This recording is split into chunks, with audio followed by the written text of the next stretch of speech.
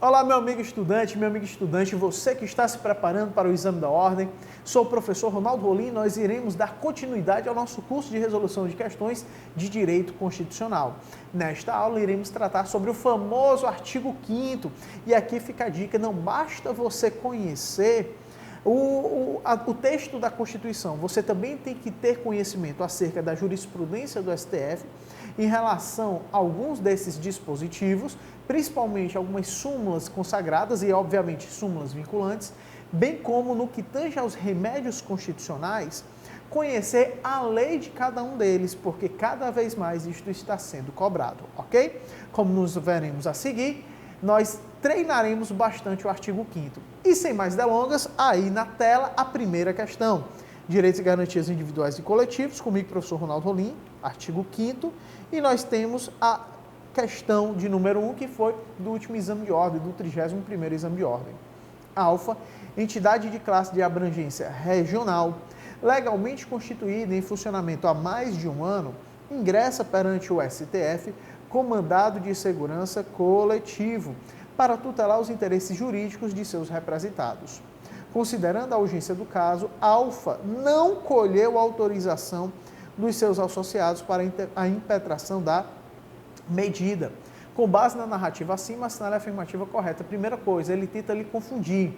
A entidade de classe de abrangência regional não interessa. Ele tenta lhe confundir com o legitimado do controle de constitucionalidade. Lá no artigo 103, tem que ser entidade de classe de âmbito nacional, realmente. Mas aqui, para o mandado de segurança coletivo, lá no artigo 5º, inciso 70, basta ser entidade de classe. Não interessa se de âmbito nacional, se de âmbito regional, entidade de classe. Então, não interessa se é de âmbito regional. Realmente pode impetrar o mandado de segurança coletivo, não tem nenhum problema.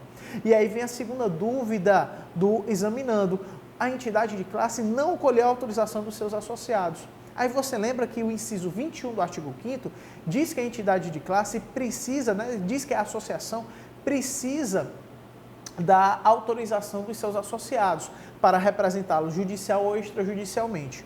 Contudo, aqui também não tem nenhum problema, de acordo com as súmulas 629 e 630 do STF. Súmulas 629 e 630 do STF. Para a impetração do mandado de segurança coletivo, a associação e a entidade de classe não precisam de autorização específica. Então, do jeito que está aqui, Alfa agiu de modo correto. Sendo assim, letra A, Alfa não tem legitimidade para impetrar mandado de segurança coletivo. Tem sim, está falso, a gente já sabe que tem. B, Alfa goza de ampla legitimidade para impetrar mandado de segurança coletivo. Perfeito. Inclusive para tutelar direitos e interesses titularizados por pessoas estranhas à classe por ela representada? Não. Ela serve para representar os seus associados, os seus filiados, e não pessoas estranhas à classe. Vamos em frente. C. Alfa possui legitimidade para impetrar mandado de segurança coletivo, em defesa dos interesses jurídicos dos seus associados. Perfeito. Sendo, todavia, imprescindível a prévia autorização nominal e individualizada dos representados. Não precisa. Nós acabamos de ver nas súmulas 629 e 630 do STF. Então, só nos sobra a letra D.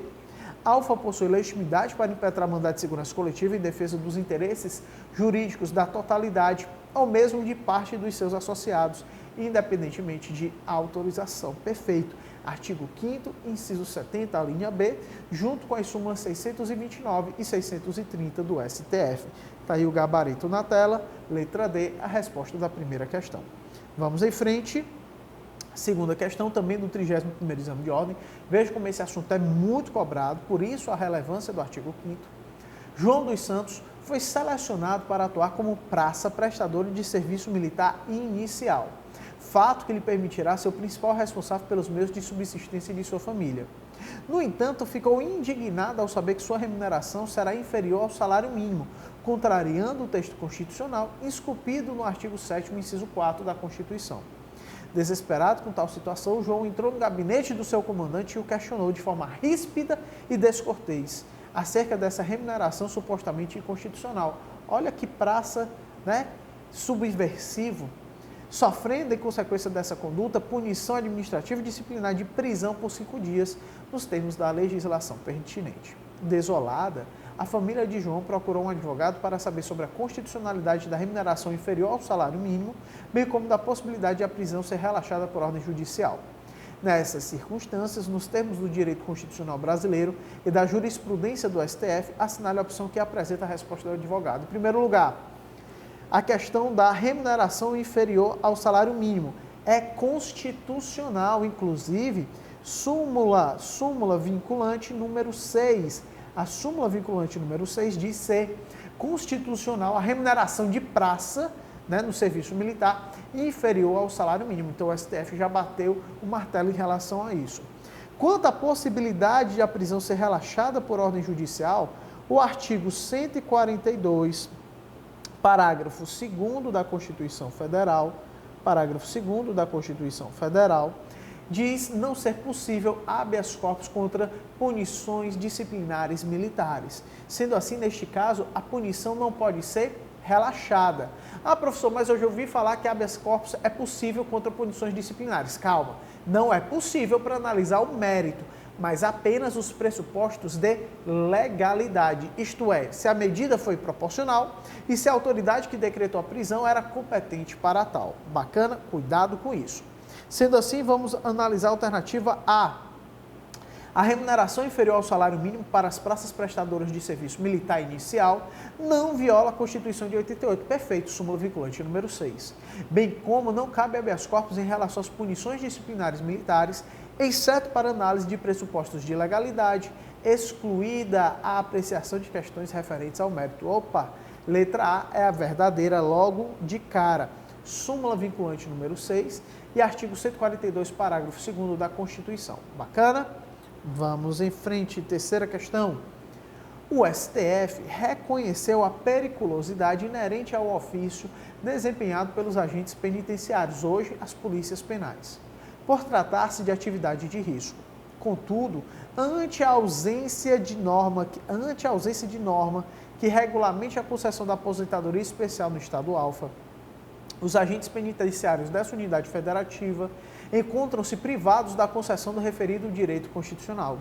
Diante disso, assinale a opção que apresenta a medida judicial adequada a ser adotada pelo Sindicato dos Agentes Penitenciários do Estado Alfa, organização sindical legalmente constituída em funcionamento há mais de um ano em defesa da respectiva categoria profissional. Veja bem, ele está falando que tem ausência de norma regulamentadora para um direito previsto na Constituição. Ora, eu vou ter o mandado de injunção, artigo 5º, inciso 71. Faltou norma regulamentadora para determinado direito constitucionalmente garantido? Mandado de injunção. A grande dúvida que fica é, será que essa organização sindical pode impetrar o mandado de injunção? A Constituição é silente sobre isso, mas nós sabemos que a Lei 13.300 de 2016, lá em seu artigo 12, possibilita o mandado de injunção coletivo. Professor, não tem na Constituição, exato, mas você tem que conhecer a norma regulamentadora do mandado de injunção. Artigo 12 da Lei 13.300 possibilita que esta organização ingresse com o mandado de injunção coletivo. Sendo assim, vamos em frente, letra A. A organização sindical pode ingressar com mandado de injunção coletivo para sanar a falta da norma regulamentadora, dispensada a autorização especial dos seus membros. Perfeito. Já falamos das súmulas 629 e 630, que inclusive para o mandado de injunção coletivo também não necessita dessa autorização especial. É a mesma lógica para o mandado de segurança coletivo. Então, mais uma vez, logo de cara, a letra A é a resposta correta. Vamos em frente, quarta questão. Durante o campeonato oficial de judô promovido pela Federação de Judô do Estado Alfa, Fernando, um dos atletas inscritos, foi eliminado da competição esportiva em decorrência de uma decisão contestável da arbitragem que dirigiu a luta.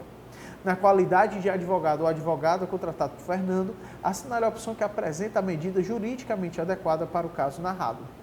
Vamos lá, letra A. Fernando poderá ingressar com processo perante a Justiça Desportiva para contestar o resultado da luta e, uma vez esgotadas as instâncias desportivas e proferida a decisão final sobre o caso, não poderá recorrer ao Poder Judiciário. Opa! Nós temos aqui o princípio da inafastabilidade de jurisdição, artigo 5º, inciso 35. A lei não pode excluir da apreciação do Poder Judiciário lesão ou ameaça a direito. Neste caso, o erro da questão está dizendo aqui que ele não pode recorrer ao Poder Judiciário. Pode sim, mas realmente tem que esgotar as instâncias desportivas. Cuidado, justiça desportiva, por mais que o nome seja justiça, não é órgão do Poder Judiciário, são tribunais administrativos. E a Constituição, lá no artigo 217, parágrafo 1º, ela deixa bem claro que, se tratando de matéria desportiva, realmente deve esgotar todas as instâncias da justiça desportiva para só depois ingressar com o processo judicial. Cuidado, ok? Letra B. Fernando poderá impugnar o resultado da luta perante o Poder Judiciário, independentemente de esgotamento das instâncias da justiça desportiva? Claro que não, acabamos de falar justamente o contrário no artigo 217, parágrafo 1º. Letra C. Fernando, uma vez esgotadas as instâncias da justiça desportiva, que terá o prazo máximo de 60 dias contados da instauração do processo para proferir decisão final, poderá impugnar o teor da decisão perante o Poder Judiciário. Corretíssimo. Professor, mas onde é que tem esse prazo máximo de 60 dias? Opa, esse prazo máximo está lá no artigo 217, só que agora no parágrafo 2º. O 217, parágrafo 1º, diz que precisa realmente esgotar todas as instâncias da justiça desportiva. E o parágrafo 2º dá o prazo máximo de 60 dias para a justiça desportiva resolver a situação. Bacana?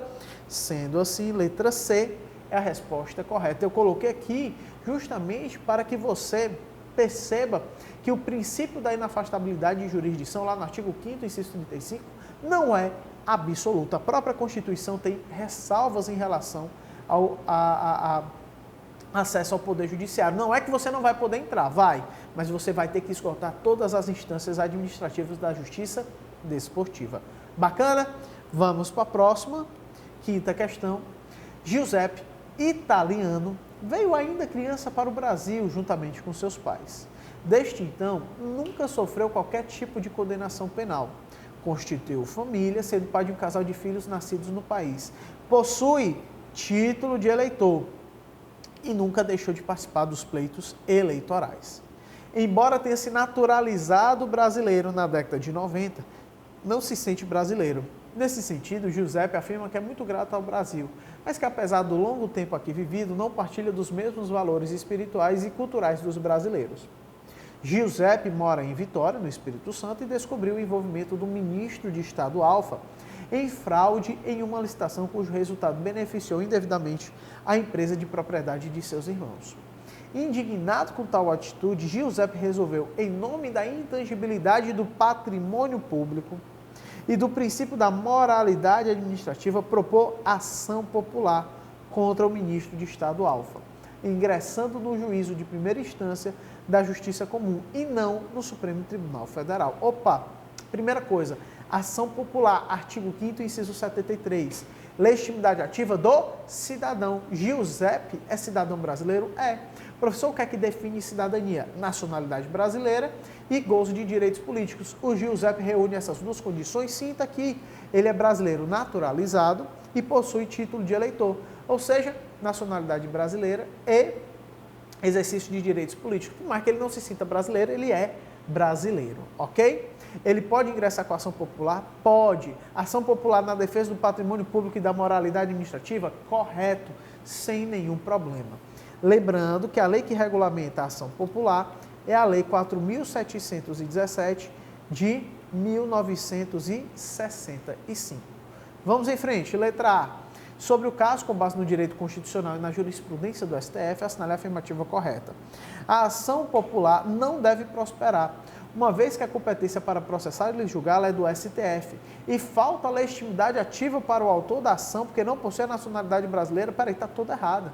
Não é do STF coisa nenhuma, tá certo? O próprio artigo 5º, da lei 4.717, deixa bem claro que não existe, neste caso, prerrogativa de foro. Prerrogativa de foro de ministro de Estado é para processos criminais e não para ação popular. Tá certo? Então, o artigo 5º da Lei 4.717 deixa bem claro isso. Letra A possui vários erros. B. A ação deve prosperar, porque a competência para julgar a ação popular em tela é do juiz de primeira instância da Justiça Comum. Perfeito, artigo 5º da Lei 4717. E o autor da ação tem legitimidade ativa, perfeito, porque é cidadão no pleno gozo de seus direitos políticos, muito embora não faça parte da nação brasileira. Está aqui. Perfeito, letra B é a resposta correta. Letra B é a resposta correta. Vamos em frente. Vamos em frente. Está aí, letra B. Sexta questão do 29º exame de ordem. Olha só, até agora nós resolvemos quinta questão de apenas os 2 últimos exames de ordem, para você verificar como o artigo 5º é de importância fundamental para a sua prova. Vamos lá. O diretor da Unidade Prisional de Segurança Máxima, ABC, expede uma portaria vedando, no âmbito da referida entidade de internação coletiva, quaisquer práticas de cunho religioso direcionadas aos presos, apresentando como motivo para tal ato a necessidade de administração pública ser laica. Opa, tudo bem, a administração pública é laica, mas ele não poderia fazer isso. Por quê? Porque lá no artigo 5º, inciso 7, é garantida a assistência religiosa nas entidades civis ou militares de internação coletiva. É um direito fundamental. O diretor não pode expedir tal determinação. Sendo assim, o ato é nulo, é inconstitucional. Letra A. A motivação do ato administrativo encontra-se equivocada. Perfeito. Uma vez que o preâmbulo da Constituição de 88 faz expressa menção à proteção de Deus, também assegurando aos entes federados ampla liberdade para estabelecer e subvencionar os cultos religiosos e igrejas. Opa! Tudo errado. Primeiro porque o preâmbulo ele não tem natureza jurídica, ele tem uma natureza aqui interpretativa, uma natureza social, uma natureza valorativa. O que é que o preâmbulo indica? Não, é uma mensagem ao povo brasileiro, mas ele não é norma constitucional. E outra coisa, não existe aqui a questão de subvencionar cultos religiosos em igrejas. O artigo 19 proíbe isso, então a letra A está falsa na sua explicação. B. O ato expedido pelo diretor encontra plena correspondência com a ordem constitucional. Não encontra, nós já vimos que não. C. A Constituição da República de 88 dispõe que, nos termos da lei, é assegurada assistência religiosa nas entidades civis e militares de internação coletiva, de modo que a portaria expedida pelo diretor viola um direito fundamental dos internos. Perfeito. Letra C é a resposta correta. Artigo 5º, inciso 7 da Constituição. Sétima questão. O município X, visando a interligação de 2 importantes zonas da cidade, após o regular procedimento licitatório, efetua a contratação de uma concessionária que ficaria responsável pela construção e administração da via. Ocorre que, em análise do projeto básico do empreendimento, constatou-se que a rodovia passaria em área de preservação ambiental, nem ensejaria graves danos ao ecossistema local. Com isso, antes mesmo de se iniciarem as obras, Arnaldo, cidadão brasileiro e vereador no exercício do mandato do município X, constitui advogado e ingressa com ação popular, postulando a anulação da concessão. Lembrando que a ação popular serve para proteger não apenas o patrimônio público e a moralidade administrativa, mas também o meio ambiente, como é o caso, e o patrimônio histórico-cultural. Sendo assim, com base na legislação vigente, assinale a afirmativa correta. Letra A. A ação popular proposta por Arnaldo não se revela adequada ao fim de impedir a obra potencialmente lesiva ao meio ambiente, se revela assim. Artigo 5º, inciso 73, deixa isso bem claro. B. A atuação de Arnaldo na qualidade de cidadão é subsidiária, sendo necessária a demonstração de inércia por parte do Ministério Público? Claro que não. O próprio artigo 5º, inciso 73, deixa bem claro que o cidadão é legitimado ativo para ingressar com a ação popular. Não é subsidiária coisa nenhuma. C. A ação popular, ao lado dos demais instrumentos de tutela coletiva, é adequada à anulação de atos lesivos ao meio ambiente. Perfeito. Mas Arnaldo não precisaria constituir advogado para ajuizá-la. Opa, precisa sim, a ação popular precisa de advogado. O único remédio constitucional que não precisa necessariamente de advogado é o habeas corpus. Cuidado com isso. E letra D, caso Arnaldo desista da ação popular, o Ministério Público ou qualquer cidadão que esteja no gozo de seus direitos políticos poderá prosseguir com a demanda. Peraí, professor, isso não está na Constituição. Não está, mas a letra D é a correta. Nós vimos que as outras estão erradas. Mas por que a letra D é a correta? Lei 4717 de 65, nós já comentamos sobre ela. A Lei da Ação Popular, Lá no seu artigo 9º, ela deixa bem clara a possibilidade de desistência. Caso haja essa desistência por parte do autor, o Ministério Público ou então um outro cidadão pode ingressar no feito para dar continuidade à ação popular, no prazo de 90 dias. No prazo de 90 dias. Muita atenção a esse artigo 9º da Lei 4717. Bacana? Tá aí a resposta, o gabarito, letra D. Próxima, 8ª questão. Alisson, cidadão brasileiro, ingressa com requerimento administrativo perante a Secretaria Fazendária do município Y, pleiteando a revisão do valor do imposto sobre a propriedade predial e territorial urbana, IPTU, uma vez que não concorda com os cálculos empregados pela autoridade fazendária. Alisson, decorridos 90 dias sem qualquer atualização no andamento do feito, retorna à repartição administrativa indagando o porquê da demora. Ele obtém como resposta que o trâmite do procedimento é sigiloso, mas que seria possível obter uma certidão com as informações postuladas mediante o pagamento de determinada quantia a título de taxa. Diante da situação hipotética apresentada, com base no texto constitucional, assinale a afirmativa correta. Opa, cuidado aqui. Ele quer obter essa certidão. A obtenção de certidões, lá no artigo 5º, inciso 34, a linha B. A obtenção de certidões para a defesa dos seus interesses é uma garantia constitucional que independe do pagamento de taxa. Então, essa taxa aqui, esse pagamento, ele é inconstitucional, ok? Sendo assim, letra A. A atuação da Secretaria Fazendária revela-se inconstitucional, perfeito.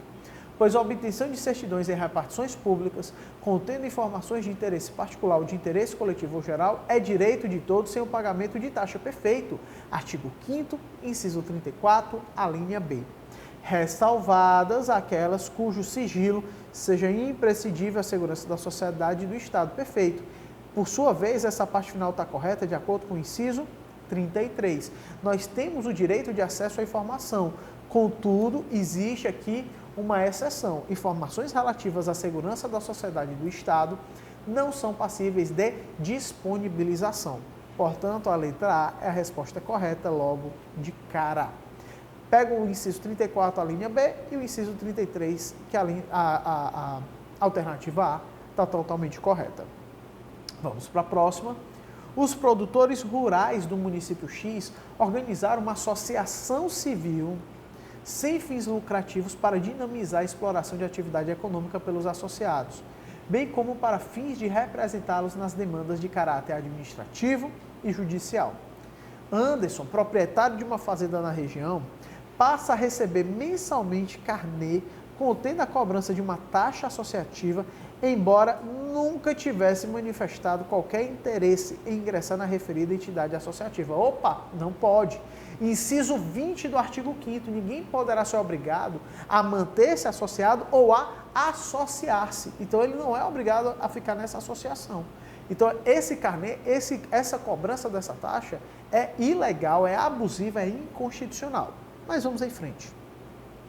Em consulta junto aos órgãos municipais, Anderson descobre que a Associação de Produtores Rurais, embora tenha sido criada na forma da lei, jamais obteve autorização estatal para funcionar. Opa, nem precisa. O inciso 18, aqui é o inciso 20 e aqui é o inciso 18. O inciso 18 deixa bem claro que para a criação de uma associação não precisa de autorização. A criação de associação independe de autorização estatal, não tem nenhum problema não ter autorização, não precisa.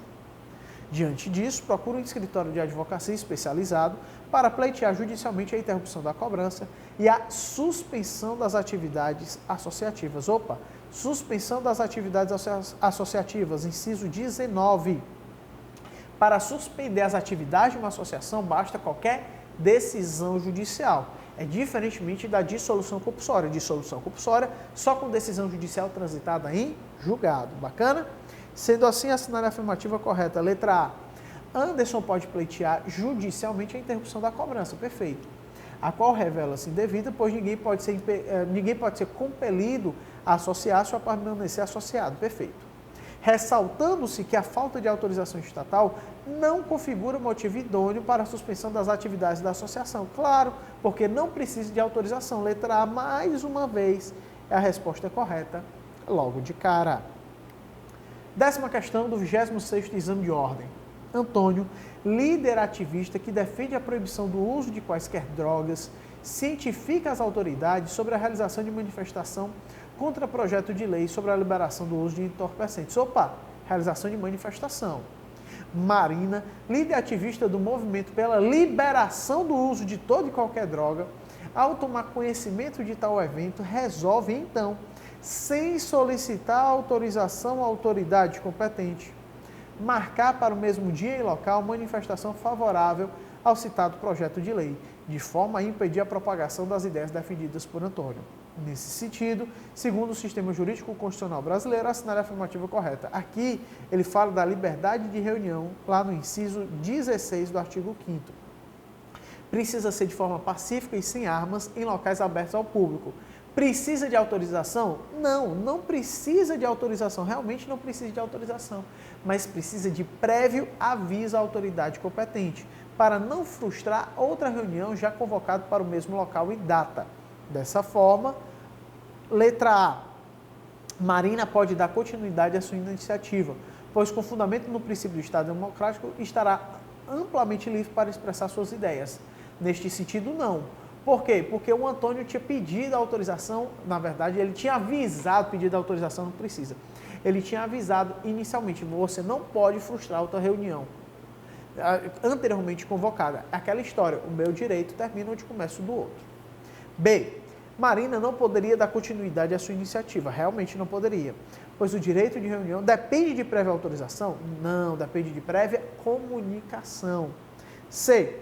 Marina não poderia dar continuidade à sua iniciativa, já que sua reunião frustraria a reunião de Antônio, anteriormente convocado para o mesmo local. Perfeito.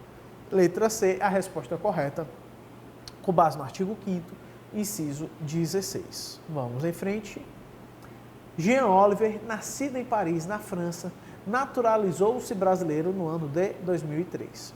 Entretanto, no ano de 2016, foi condenado na França por comprovado envolvimento com tráfico ilícito de drogas, no caso cocaína, no território francês, entre os anos de 2010 e 2014, ou seja, ele já era brasileiro naturalizado. Antes da condenação, em 2015, Jean passou a residir no Brasil, cabe esperto, né? Brasil. A França, com quem o Brasil possui tratado de extradição, requer a imediata extradição de Jean, a fim de que cumpra naquele país a pena de 8 anos ao qual foi condenado. Apreensivo, Jean procura um advogado e o questiona acerca da possibilidade de o Brasil extraditá-lo.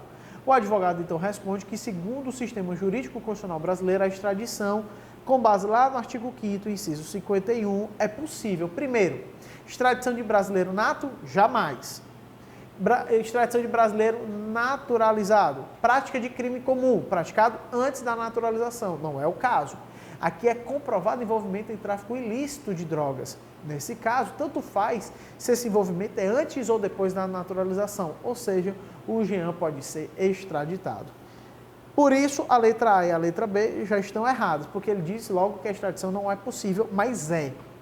Artigo 5º, inciso 51. Letra C, é possível, pois a Constituição Federal prevê a possibilidade de extradição em caso de comprovado envolvimento com tráfico ilícito de drogas, ainda que praticado após a naturalização. Perfeito. Letra C, mais uma vez a resposta correta. Sem perder tempo, vamos para a 12ª questão. Atos generalizados de violência e vandalismo foram praticados nas capitais de alguns estados do país, com ações orquestradas pelo crime organizado. Identificados e presos alguns dos líderes desses movimentos, numerosos políticos com apoio popular propuseram a criação, pela forma juridicamente correta, de um juízo especial para apreciação desses fatos, em caráter temporário, a fim de que o julgamento dos líderes presos se revele exemplar. Ao submeter essa ideia a um advogado constitucionalista, este afirma que, segundo a ordem jurídica constitucional brasileira, a criação de tal juízo é inconstitucional. O artigo 5º, inciso 37, aqui, é a criação de um tribunal de exceção. Não pode. É proibido pela Constituição a criação de tribunal de exceção. Todos os órgãos do Poder Judiciário com competência para julgar e processar determinada demanda já estão previstos por lei. A competência deles já está prevista por lei. Eu não posso criar um tribunal específico para um caso específico. Isso é proibido. Sendo assim, a letra A já está falsa, porque ela disse que é constitucional e não é. B. É inconstitucional, em razão de vedação expressa da Constituição de 88, a criação de juízo ou tribunal de exceção. Perfeito. Letra B é a resposta correta, artigo 5º, inciso 37. Até fácil essa, né? Próxima. Marcos recebeu por herança grande propriedade rural no estado Sigma. Dedicado à medicina e não possuindo maior interesse pelas atividades agropecuárias desenvolvidas por sua família, Marcos deixou nos últimos anos de dar continuidade a qualquer atividade produtiva nas referidas terras. Ciente de que sua propriedade não está cumprindo uma função social, Marcos procura um advogado para saber se existe alguma possibilidade jurídica de vir a perdê-la.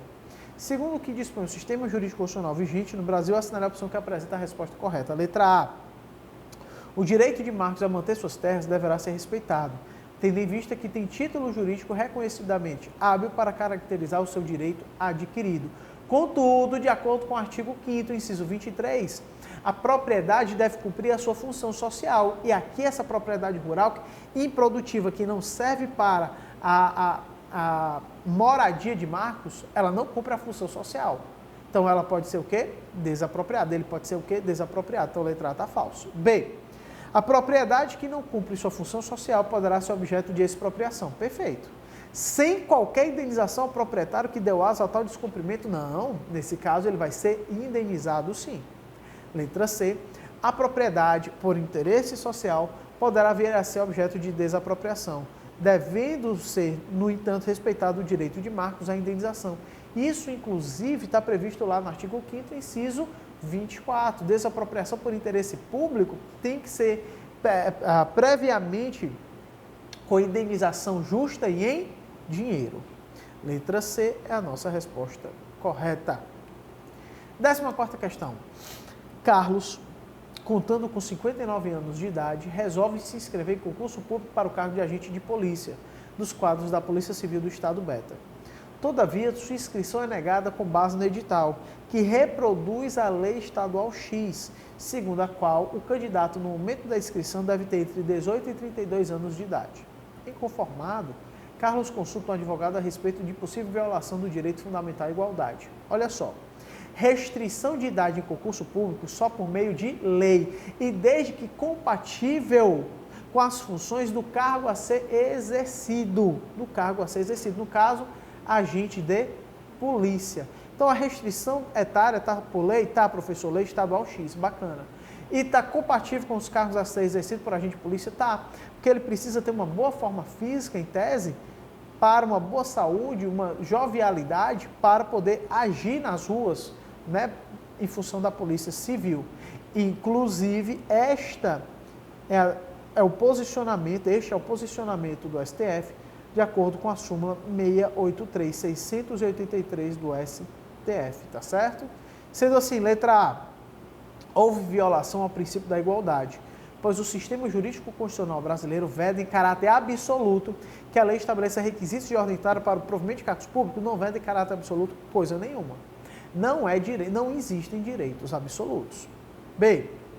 Não houve violação ao princípio de igualdade, realmente não houve, pois o sistema jurídico constitucional brasileiro permite que a lei estabeleça limite de idade para inscrição em concurso público. Perfeito. Quando tal medida se justificar pela natureza das atribuições do cargo a ser preenchido. Perfeito. Letra B está totalmente de acordo com a súmula 683 do STF. Vamos em frente. 15ª questão. José, brasileiro de 16 anos de idade, brasileiro e 16 anos de idade, possuidor de título de eleitor e no pleno gozo dos seus direitos políticos, identifica com provas irrefutáveis ato lesivo do presidente da República que atenta contra a moralidade administrativa. Com base no fragmento acima, assinale a opção que só coaduna com o Instituto Jurídico da Ação Popular. Aí você lembra, José, mesmo tendo 16 anos, ele é cidadão? É, porque ele é brasileiro e tem direitos políticos. Diz aqui, ele possui título de eleitor, ele está no pleno gozo dos seus direitos políticos. Então, ele pode ajuizar a ação popular? Pode, sem nenhum problema. E outra coisa, foi contra o presidente da República.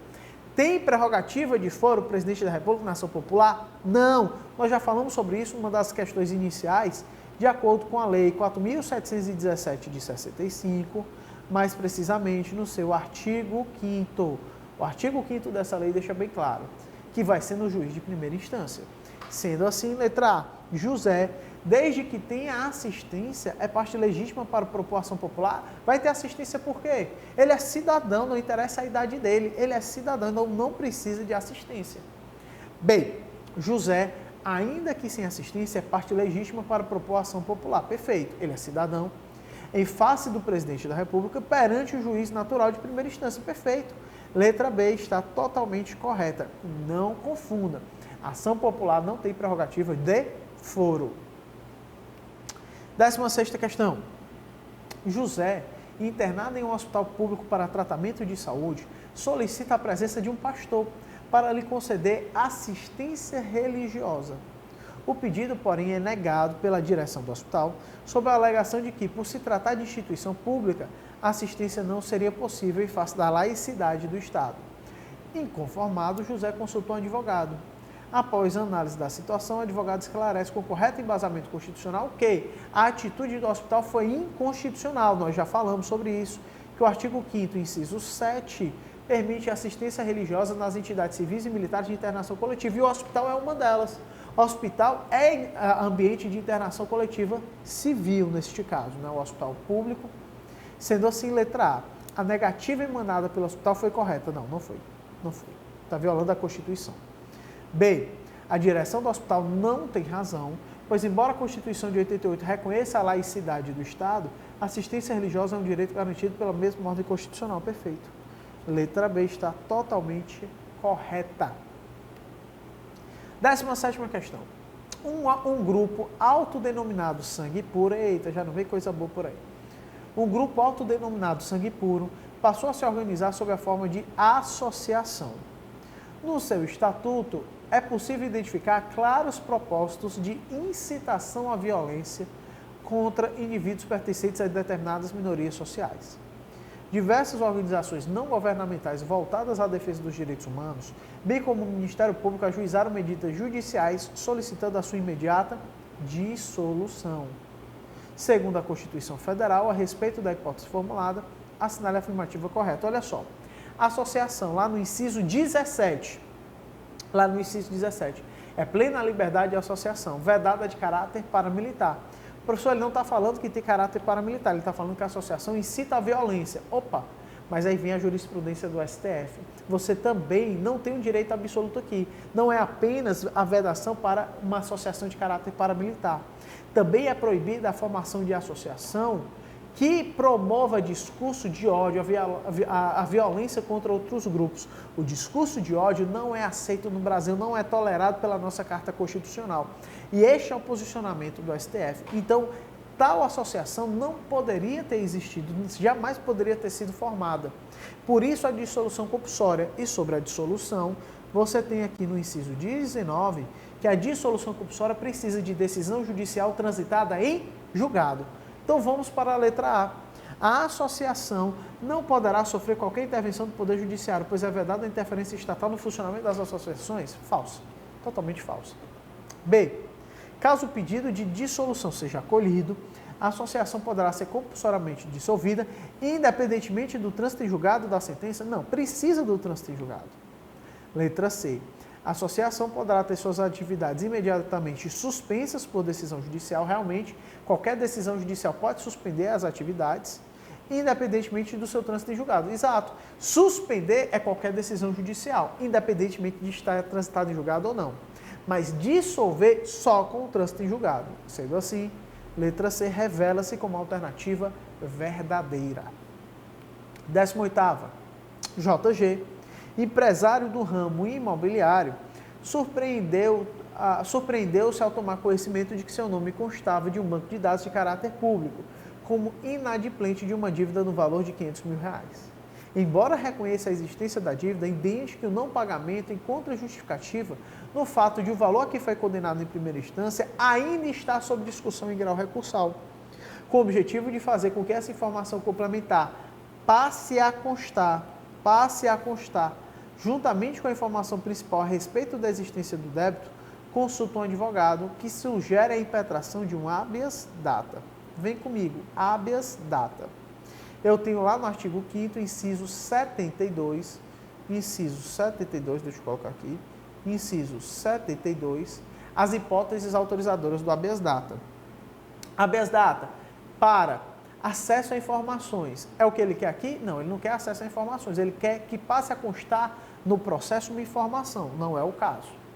A linha B do inciso 72, para retificação de dados. Opa, não é também retificação de dados, professor?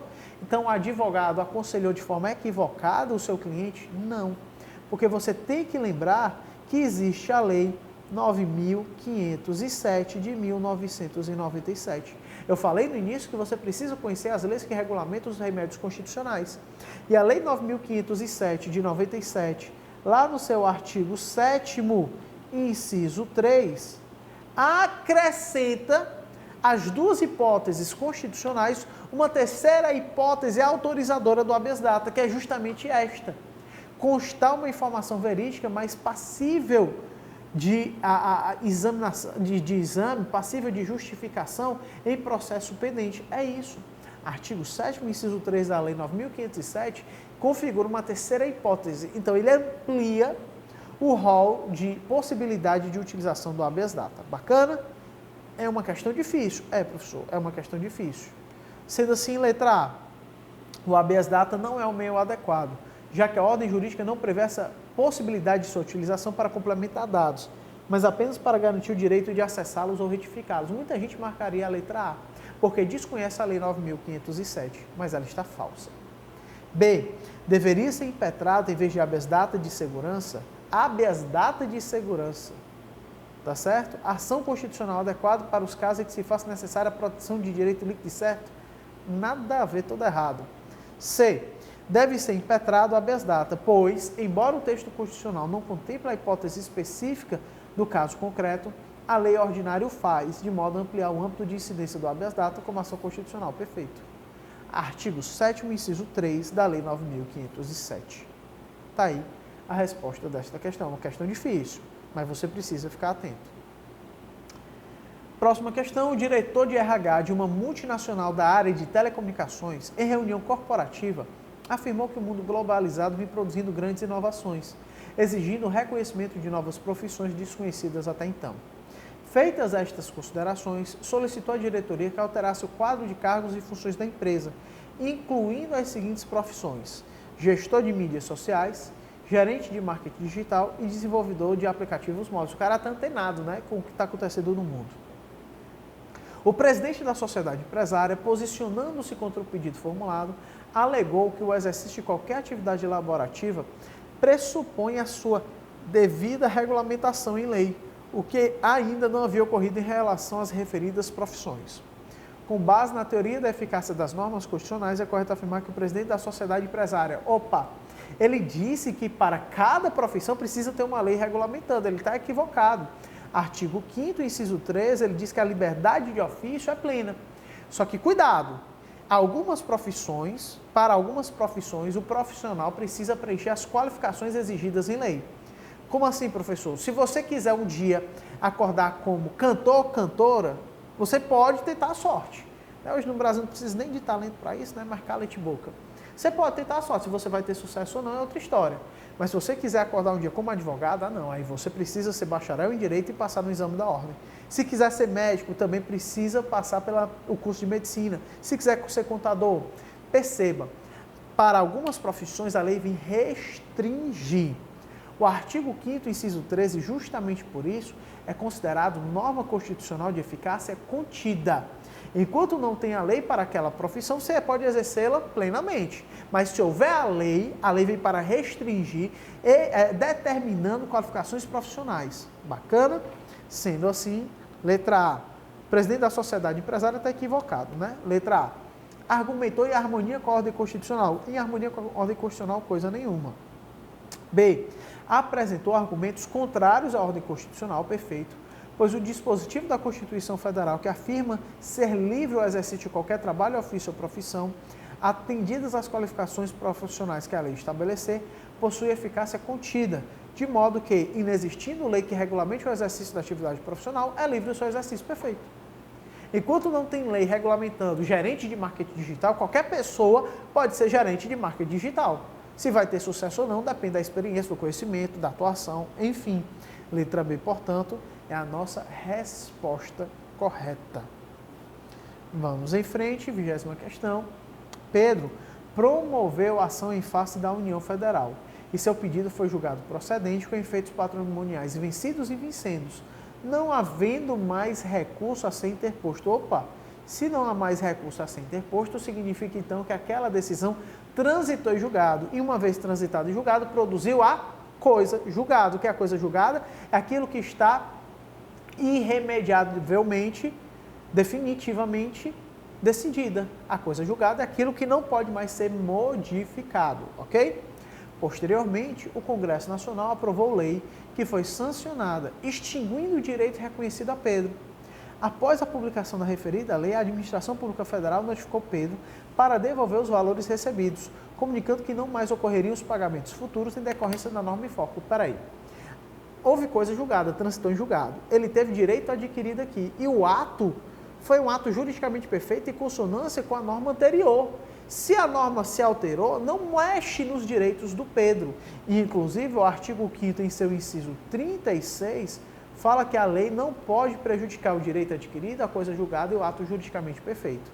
Então, o ato aqui da Administração Pública Federal está equivocado. Sendo assim, letra A lei não pode retroagir, porque a situação versa sobre direitos indisponíveis de Pedro. Não, não são direitos indisponíveis de Pedro, não é por causa disso. É direito adquirido, é coisa julgada, é ato jurídico perfeito. B, a lei não pode retroagir para prejudicar a coisa julgada formada em favor de Pedro. Esta é a explicação correta. Então, mais uma vez, a letra B apresenta-se como verdadeira. Próxima questão. A senhora Maria da Silva é participante ativa da AMA X, Associação de Moradores e Amigos do Bairro X. Todos os dias, no fim da tarde, a senhora Maria da Silva e um grupo de associados reuniam-se na praça da cidade, distribuindo material sobre os problemas do bairro. A associação convocava os moradores para esses encontros por meio da rádio da cidade e comunicava previamente o local e a hora das reuniões às autoridades competentes. Certa tarde, um grupo de associação de moradores do bairro Y ocupou o local que os participantes da AMA X habitualmente utilizavam. O grupo do bairro Y não havia avisado previamente a autoridade competente sobre o evento, organizado em espaço público. A senhora Maria da Silva, indignada com a utilização do mesmo espaço e tendo sido frustrada a reunião de seu grupo, solicitou aos policiais militares presentes no local que tomassem as medidas necessárias para permitir a realização de encontro da AMA X.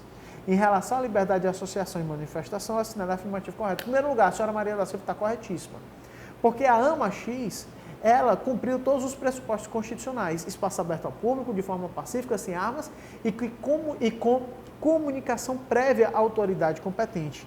Lembre-se, em relação à liberdade de reunião e de manifestação, do inciso 16.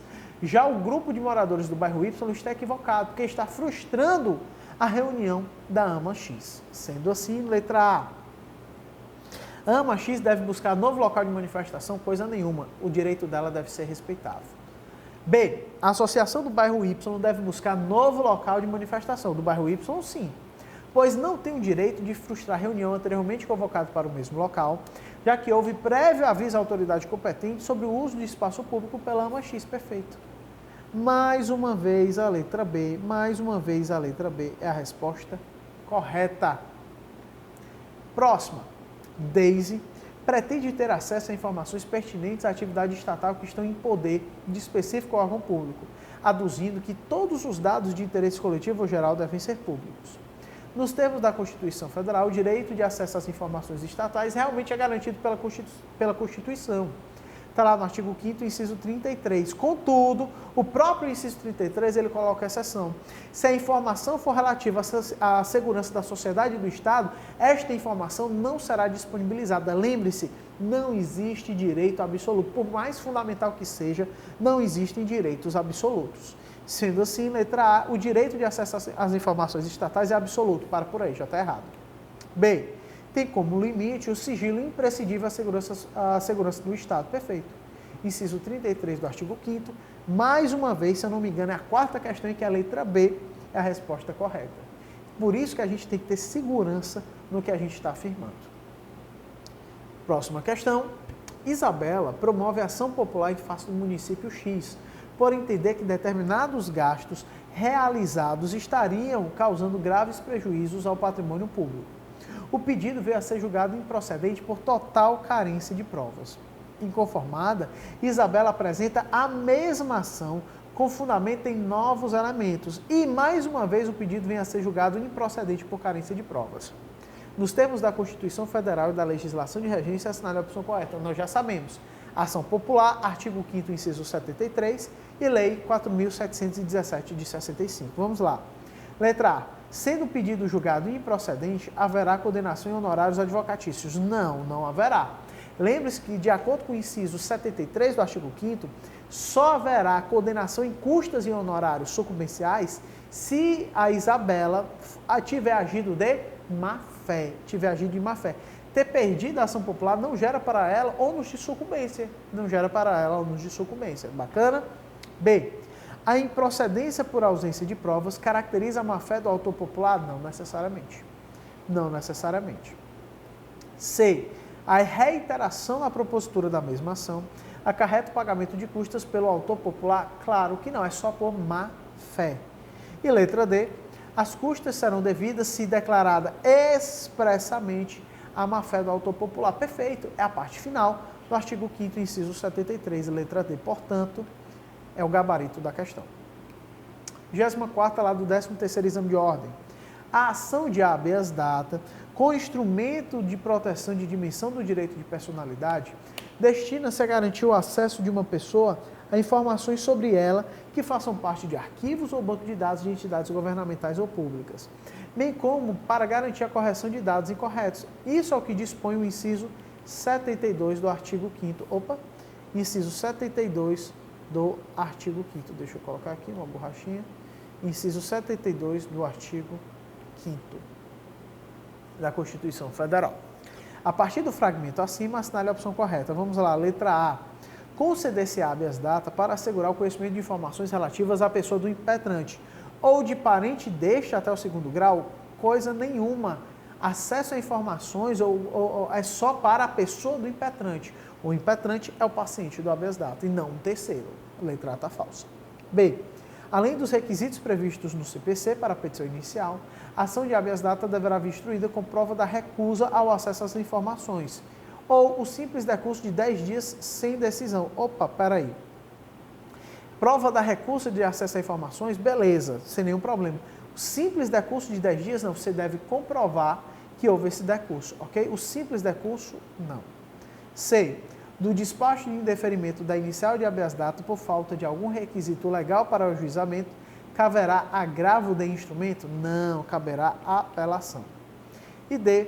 A ação de habeas data terá prioridade sobre todos os atos judiciais, com exceção ao habeas corpus e ao mandado de segurança. Perfeito. Isso daqui, letra D, está verdadeira, de acordo com a Lei 4717 de 65, lá em seu artigo 19. O artigo 19 da Lei da Ação Popular diz exatamente isso. A ação popular tem preferência, com exceção do habeas corpus e do mandado de segurança. Letra D, portanto, é a nossa resposta correta. 25ª questão. A Constituição declara que todos podem reunir-se em local aberto ao público. Algumas condições para que as reuniões se realizem são apresentadas nas alternativas a seguir, à exceção de uma. Assinale-a. Opa, nós já sabemos. Inciso 16. Locais abertos ao público, de forma pacífica e sem armas, com prévia comunicação à autoridade competente. Não precisa de autorização. Letra A. Os participantes não portem armas. Perfeito. B. A reunião seja autorizada pela autoridade competente? Não, não precisa de autorização. Letra B está falsa. Então, 25ª, gabarito, alternativa B. 26ª. Em relação às recentes manifestações populares, fora noticiado na TV que determinados deputados estaduais de dado estado da federação estavam utilizando a verba do orçamento destinado à saúde para proveito próprio. Não acredito. Isso acontecer no Brasil? Jamais. Mas, enfim, Marcos, cidadão brasileiro, insatisfeito com a notícia e de posse de documentação que denota indício de lesão ao patrimônio de seu Estado, ajuiza ação popular no juízo competente em face dos aludidos deputados e do Estado, no juízo de primeira instância, artigo 5º da Lei 4717. Em atenção disciplinado na Lei 4717 de 65, que trata da ação popular, assinale a alternativa incorreta, ele quer a alternativa falsa. Vamos lá, letra A.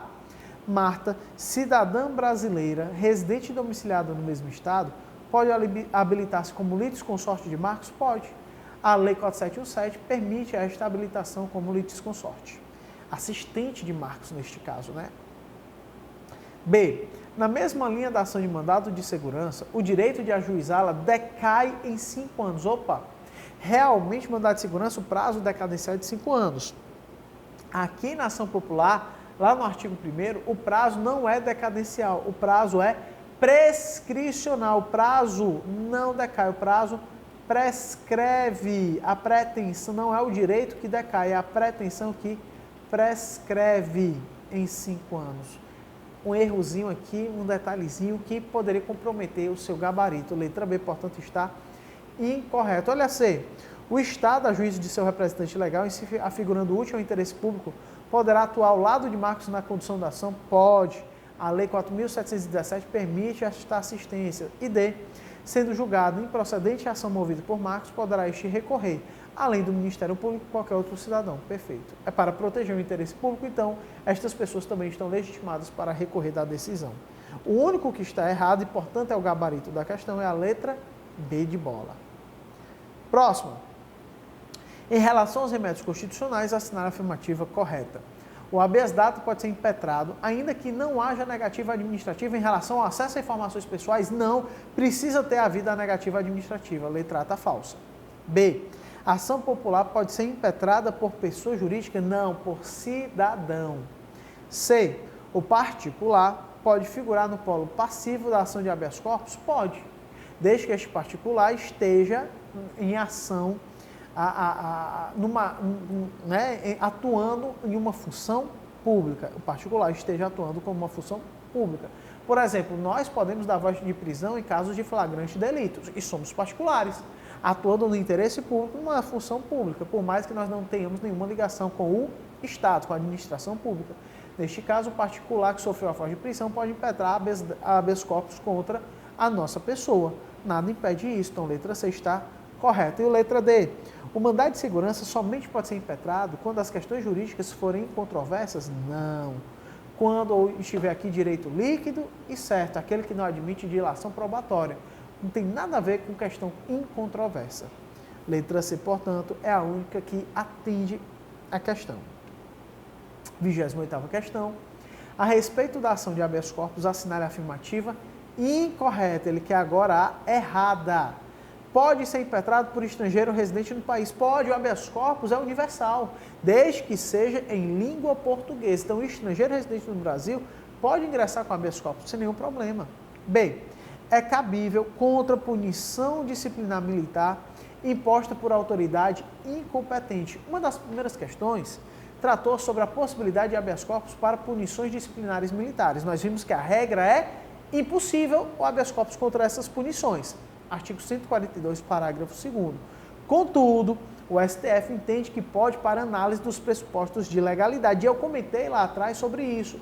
Se a autoridade que colocou a punição era competente para tal e se a punição é proporcional, ok?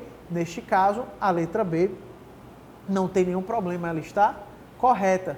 Se nós vamos analisar se a autoridade era competente, então o habeas corpus é possível. Letra C. Não é meio hábil para controle concreto de constitucionalidade. Opa, não é meio hábil para controle concreto de constitucionalidade? Pode sim. O professor quer o controle concreto de constitucionalidade para saber se um determinado projeto de lei está compatível ou não com a Constituição. Então, esse controle de constitucionalidade aqui é o controle preventivo, em caso de projeto de lei, Então, eu posso utilizar o mandado de segurança para o controle preventivo de constitucionalidade em relação a projetos de lei. Quando ele fala que não é meio hábil, torna o item incorreto. E por isso, a letra C é o nosso gabarito. E letra D, a Constituição assegura a gratuidade para o seu ajuizamento. A Constituição assegura gratuidade para o seu ajuizamento. Claro, habeas corpus e habeas data são ações gratuitas. Vamos em frente. O habeas corpus, né, pode ser utilizado aqui em controle preventivo de constitucionalidade, assim como o mandato de segurança, controle concreto. Vamos lá, 29ª questão, mandado de segurança coletivo não pode ser impetrado. Aí é muito fácil, porque basta você lembrar do inciso 70 da Constituição, do artigo 5º da Constituição.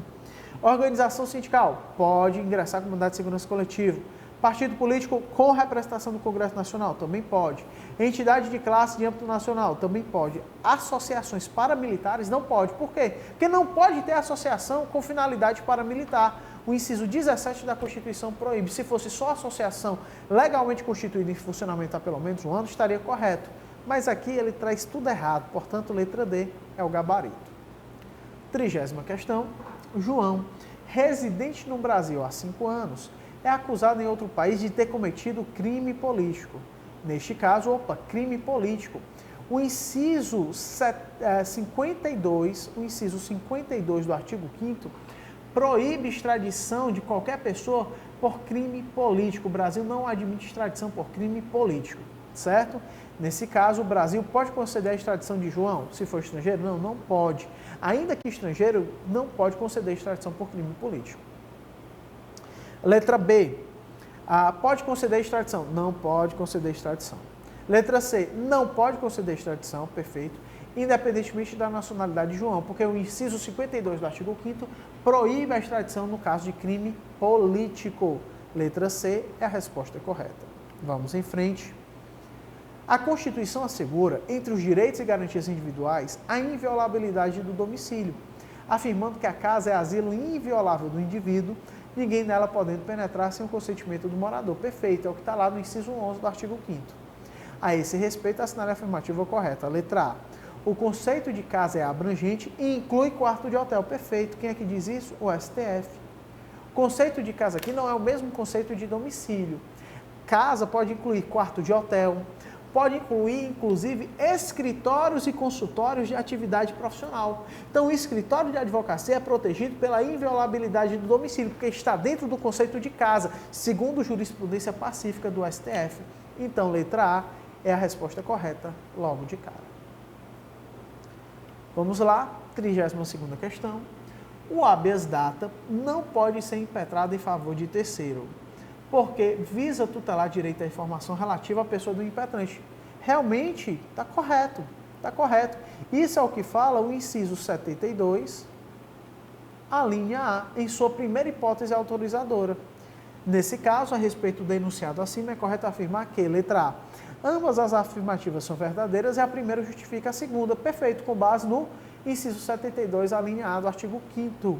Mais uma vez, a alternativa A é a correta logo de cara. 33ª. A respeito da garantia constitucional do acesso ao Poder Judiciário, assinale a afirmativa correta. O Poder Judiciário admitirá ações relativas à disciplina e às competições desportivas, paralelamente às ações movidas nas instâncias da Justiça Desportiva? Claro que não. Nós tivemos uma questão lá atrás sobre isso. Precisa primeiro esgotar todas as instâncias administrativas da Justiça Desportiva para só depois ingressar no Poder Judiciário. Então, quando ele fala que pode paralelamente, a alternativa A está falsa.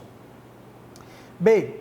De acordo com a posição consolidada do STF, não ofende a garantia de acesso ao Poder Judiciário a exigência de depósito prévio como requisito de admissibilidade de ação judicial, na qual se pretenda discutir a exigibilidade de crédito tributário. Ofende, sim, não pode ter esse depósito prévio. C. A todos, no âmbito judicial e administrativo, são assegurados a razoável duração do processo e os meios que garantam a celeridade de sua tramitação. Perfeito, inclusive, esse é o teor do inciso 78 do artigo 5º, que foi acrescentado em 2004 pela emenda constitucional número 45. Letra C é a correta logo de cara. E para finalizarmos o bloco sobre o artigo 5º, está aí o exame de ordem lá em 2010.3. A Constituição garante a plena liberdade de associação para fins lícitos, vedada de caráter paramilitar. Este é o teor do inciso 17 do artigo 5º. A respeito desse direito fundamental, é correto afirmar que a criação de uma associação depende de autorização? Não, não depende de autorização. Cuidado com isso. B. não depende de autorização do poder público, realmente não depende. Mas pode ter suas atividades suspensas por decisão administrativa? Claro que não, por decisão judicial. A gente falou sobre isso, é o inciso 19 do artigo 5º. C. Depende de autorização do poder público? Não precisa, então só nos resta a letra D. Não depende de autorização do poder público, realmente não depende, mas só pode ter suas atividades suspensas por decisão judicial. Correto, é o inciso 19 do artigo 5º. Meu amigo, minha amiga, nós vamos encerrando aqui mais um bloco de direito constitucional, esse assunto tão importante que é o conjunto de dispositivos do artigo 5º. Mantenha sempre foco, força e fé que vai dar certo. Um grande abraço e até a próxima oportunidade.